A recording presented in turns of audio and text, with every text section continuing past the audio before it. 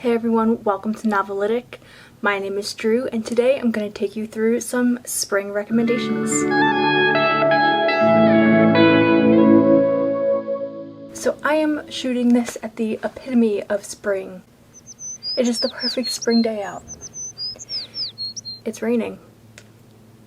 But I wanted to bring some of these to you today. I don't generally read by season, but these are just a few books that came up in my brain that I thought would be perfect to read around this time of year. So this first book, although it's not necessarily set in spring, it just screams spring to me, and that is Jane Eyre by Charlotte Bronte. So as you can see, I have done a lot of analysis on this book.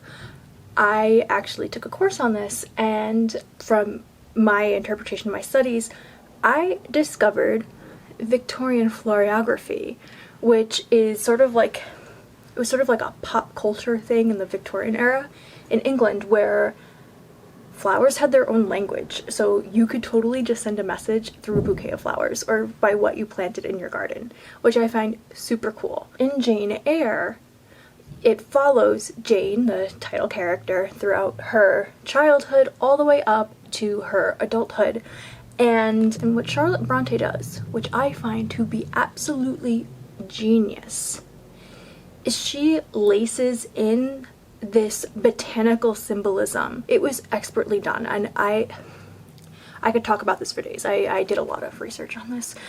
So if you're interested in that, please feel free to send me a message or leave a comment down below. But in Jane Eyre, we're following Jane from childhood to adulthood and the different stages of her life. So when she's living with her aunt and her cousins, up to when she goes to Lowood School for Girls, all the way to Thornfield Hall, and so on and so forth. It is a part of, it does have some sort of gothic elements of it as well, along with being a Bildungsroman. Fantastic book. Again, even though it doesn't fully take place in spring, I find the floriography in here absolutely amazing. In a similar vein, this next book takes on Victorian Floriography, which is called Floriography, An Illustrated Guide to the Victorian Language of Flowers by Jessica Rue, and Jessica Rue also illustrates it.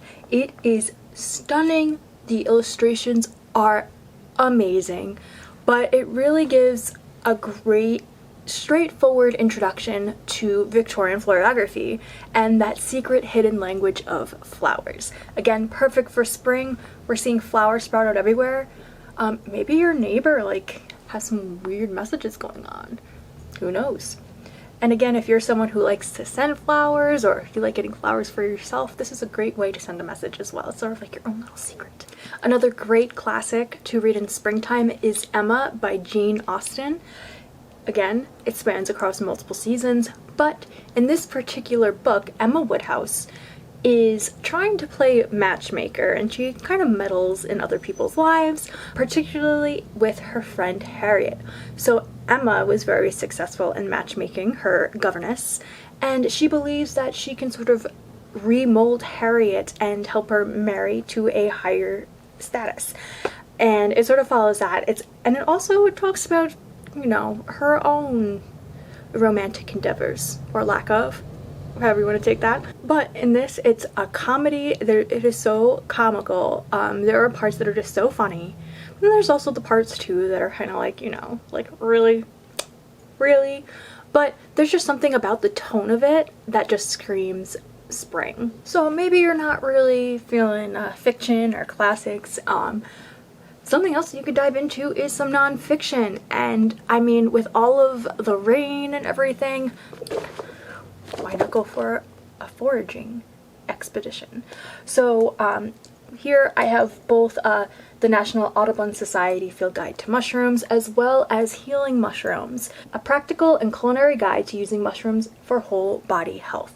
Now, there are a plethora of books about mushrooms. I just happen to have these on my shelves at the moment. With all the rain and everything, and you know, all the crops coming up, I think looking and reading about mushrooms is super cool. I mean, I just got an email the other day from my local mushroom company. There's locals here who they create these mushroom tinctures, but they also take people on mushroom walks, and they have all these workshops, which I find fascinating. There's something about mycology that's just there's nothing like it.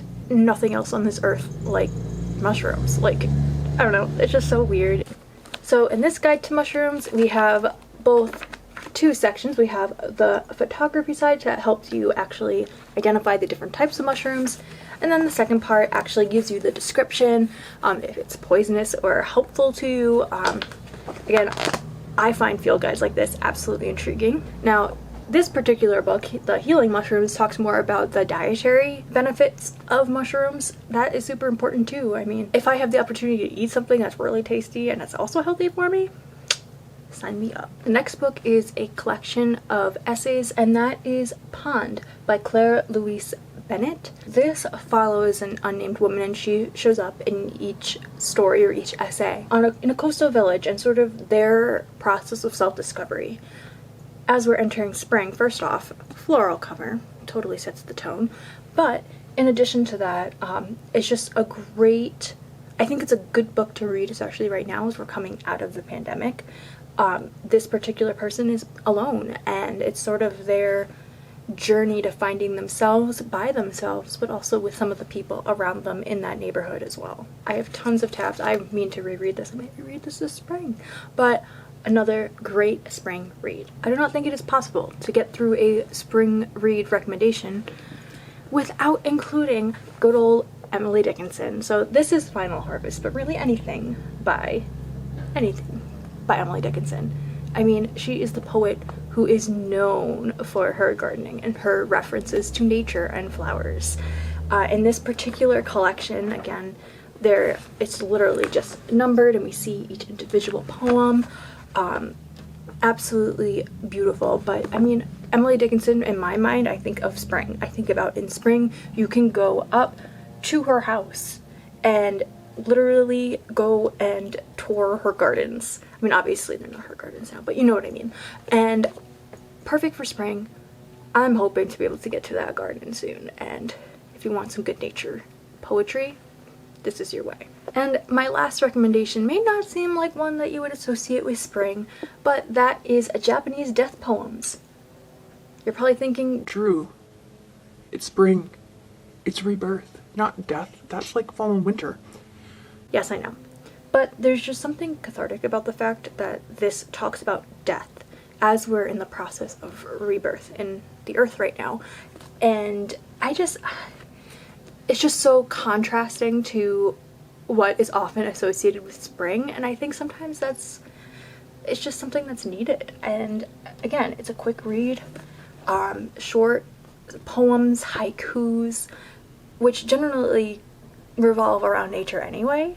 So I think this is another great pick if maybe you're not super into the whole like the florals in spring, groundbreaking kind of idea in your reading. Alright, so here are some of the books I would recommend reading in spring. Let me know if you agree or disagree, or if you have any other books that you would associate with reading in spring. If you end up reading any of these, please let me know. I'd love to talk, especially Victorian Floriography. Please talk to me. Well, once again, thank you for coming and supporting my channel. It'd be great if you'd like to press subscribe and the thumbs up. Until next time, bye.